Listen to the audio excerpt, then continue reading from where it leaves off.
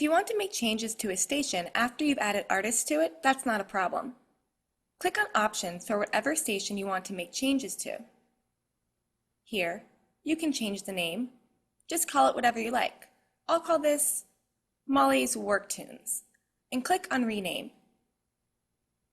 You can also edit the station's details. So I can create my own mini profile page for this station that I created.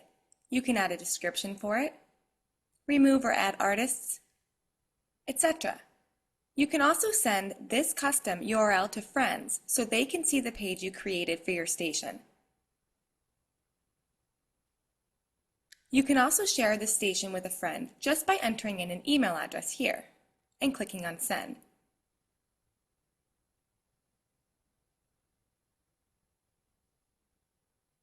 Click Find Other Fans to see other Pandora users who are a fan of this type of music, and you can view their profile and bookmark them so you can keep up with what they're listening to.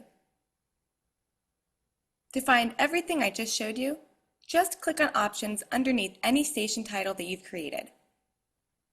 Thanks for watching, and don't miss the next episode in the Custom Internet Radio with Pandora series.